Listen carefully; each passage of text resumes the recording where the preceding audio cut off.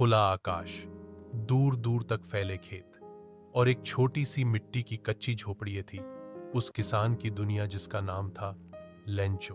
उसका घर एक नीची पहाड़ी के ऊपर अकेला खड़ा था। चारों ओर कोई और घर नहीं था। पास में खेत थे जो उसकी मेहनत और उम्मीदों का आईना थे। लेंचो गरीब था, बहुत गरीब। उसके पास न तो जमीन का कोई बड़ा टुकड़ा था, न ही पैसे का खजाना, लेकिन उसके पास था विश्वास। ऐसा विश्वास जो टूटता नहीं था, जो किसी तूफान से नहीं डरता था और जो हर सुबह उसे खेत में भेजता था ये सोचकर कि भगवान जरूर मदद करेगा। वो अपनी पत्नी और बच्चों के साथ रहता था। बच्चे छोटे थे, खेतों में खेलते और मां के साथ घर के कामों में मदद करते। वो परिवार भले ही साधारण था, पर उनकी दुनिया में भरोसा था, प्रेम था और उम्मीद थी। उस साल बारिश नहीं हुई थी। धूप ने जमीन को जला डाला था, मिट्टी में दरारें पड़ चुकी थी, लेकिन लेंचो परेशान नहीं था। हर सुबह वो आकाश की ओर देखता और कहता, बारिश जरूर आएगी, भगवान कभी देर नहीं करता।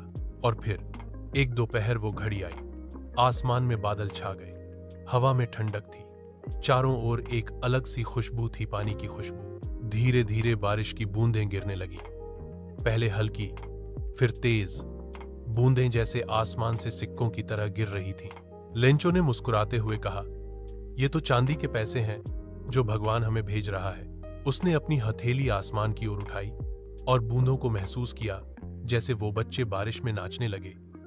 पत्नी दरवाजे पर खड़ी मुस्कुरा रही थी। सब कुछ सपने जैसा लग रहा था, लेकिन प्रकृति की चाल कौन समझ पाया है। कुछ ही देर में बूंदों की जगह ओले गिरने लगे, छोटे छोटे बर्फ के टुकड़े जो धीरे धीरे खेतों पर कहर बनकर टूटने लगे। खुशियां चौंक में बदल गईं। ओलों ने कुछ ही मिनटों में पौधों को रौंद डाला। मक्के के भुट्टे टूट गए, सब्जियां नष्ट हो गईं। पूरा खेत जिस पर महीनों की मेहनत की गई थी अब बर्बाद हो चुका था। लेंचो खेत के बीच खड़ा था। उसकी आंखों में ना आंसू थे, ना क्रोध, बस एक गहरा सन्नाटा।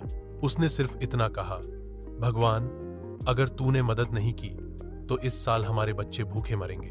रात का खाना सूखा था, बच्चों ने बिना कुछ कहे खा लिया, लेकिन लेंचो की आंखें उस टूटी खिड़की से बाहर देख रही थीं आसमान की ओर। उसने एक निर्णय लिया। सुबह होते ही उसने एक कागज निकाला और लिखना शुरू किया, हे भगवान, इस साल की फसल पूरी तरह नष्ट हो गई है, मेरी मदद कर। मुझे 100 पेसो चाहिए ताकि मैं फिर से बीज खरीद सकूं और इस समय में अपने परिवार को खिला सकूं। तुम्हारा विश्वासी लेंचो, कोई दुआ हो। उसने उस चिट्ठी को एक लिफाफे में रखा और उस पर सिर्फ लिखा, भगवान को। वो चल पड़ा अपने गांव से दूर शहर के डाकघर की ओर। न उसके चेहरे पर संकोच था, न ही हिचक। जैसे वो किसी सरकारी कार्यालय जा रहा हो वैसे ही गंभीरता के साथ। डाकघर पहुंचते ही उसने चिट्ठी को डिब्बे में डाला और वापस लौट गया। वो चला गया, लेकिन उसकी चिट्ठी ने वहां एक हलचल मचा दी थी। डाकघर के पोस्टमास्टर ने जब भगवान को लिखी चिट्ठी देखी तो पहले हंसा, फिर जैसे ही उसने पढ़ा कि एक गरीब किसान ने भगवान से मदद मांगी है, उसकी हंसी धीरे धीरे श्रद्धा में बदल गई।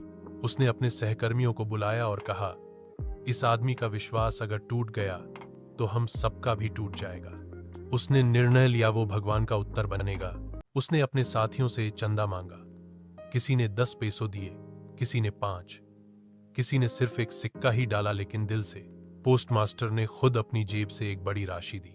कई दिनों तक वो ऑफिस चुपचाप एक मदद की मशीन बन गया। हर कोई बस यही चाहता था, लेंचो को यह महसूस न हो कि उसका विश्वास व्यर्थ गया।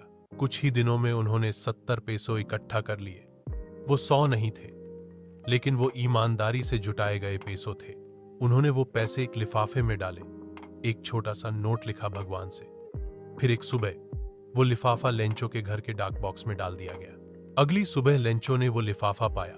उसने खोल कर देखा, अंदर पैसे थे। उसने गिनना शुरू किया, 1, 2, 5, 10, 20, 50, 70। वो रुका। उसने दोबारा गिना, फिर तीसरी बार। अब उसके चेहरे पर शंका की रेखा थी।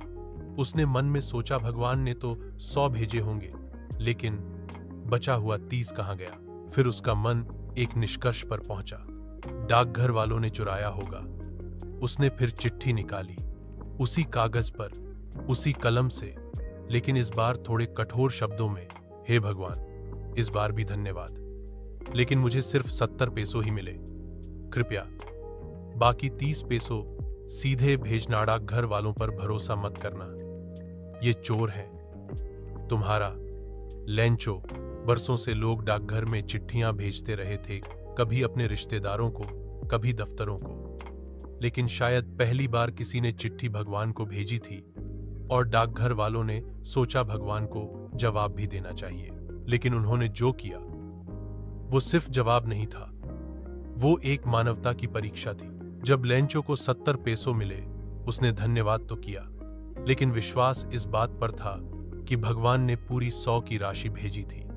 उसका भरोसा इतना अटल था कि उसे लगा अगर कमी है तो गलती इंसानों की है, न कि भगवान की। यह आस्था का चरम बिंदु था। उसकी आंखों में न आंसू थे, न उत्साह, बल्कि एक शांति थी। उसे ये यकीन था कि उसका संदेश ऊपर पहुंच गया है, लेकिन उसके दिमाग में शक नहीं, यकीन था कि डाकघर के कर्मचारियों ने भगवान के भेजे पैसे में से 30 पैसों अपने पास रख लिए होंगे। उसकी दुनिया में भगवान कभी गलती नहीं करता। अगर कुछ अधूरा आया है तो वो इंसानों की करतूत है। लेंचो का विश्वास इतना गहरा था कि वो उसकी तर्क शक्ति से भी ऊपर था। वो फिर बैठा, चुपचाप, उसी पुराने लकड़ी के मेज पर, कागज निकाला, कलम उठाई और नई चिट्ठी लिख डाली। कोई क्रोध नहीं, कोई झुंझलाहट नहीं, बस एक बात साफ और सीधी।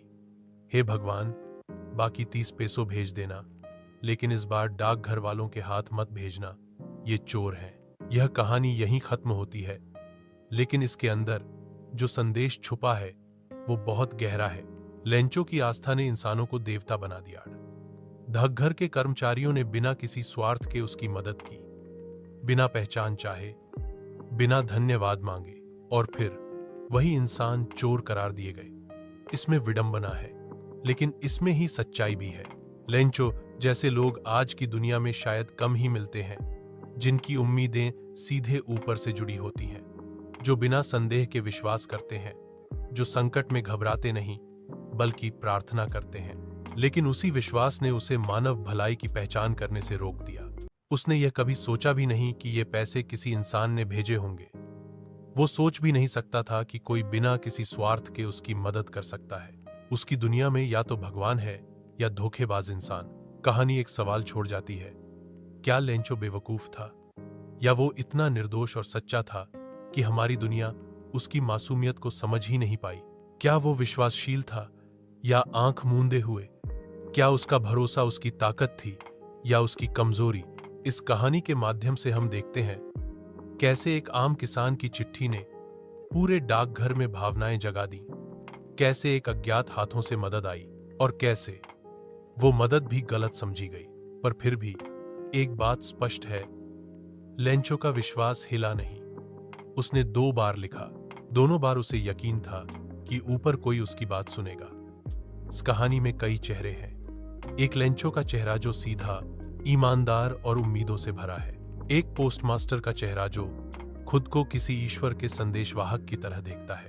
और एक समाज का चेहरा जहां मदद छुपकर की जाती है, लेकिन जवाब की उम्मीद में नहीं, बल्कि इसीलिए कि किसी का विश्वास बना रहे। लेंचो ने लिखा, पोस्टमास्टर ने जवाब भेजा, लेकिन दोनों में कभी बातचीत नहीं हुई। और शायद इसी में कहानी की खूबसूरती है।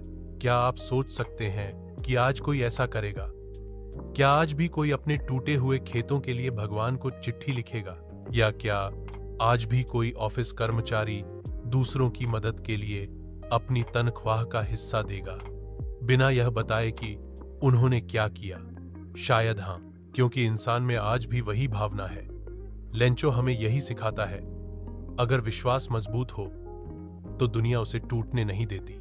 लेकिन एक और संदेश भी है, विश्वास तब अधूरा हो जाता है जब हम यह मान लें कि मदद सिर्फ ऊपर से आती है। इंसानों के हाथ भी भगवान के ही हाथ होते हैं। लेंचो की कहानी में हम देखते हैं कि कभी कभी सरलता ही सबसे बड़ी ताकत होती है, कभी कभी मासूमियत सबसे बड़ी सच्चाई होती है, और कभी कभी एक चिट्ठी किसी की पूरी दुनिया बदल सकती है। अगर आपको ये कहानी पसंद आई हो तो इसे लाइक जरूर करें और ऐसी ही भावनात्मक, सोचने पर मजबूर कर देने वाली कहानियां सुनने के लिए चैनल को सब्सक्राइब करें और बेल आइकन दबाएं, ताकि जब भी हम कोई नई कहानी लेकर आए आप उसे सबसे पहले सुन सकें। आपका साथ ही हमारी ताकत है। धन्यवाद और फिर मिलेंगे एक नई कहानी के साथ।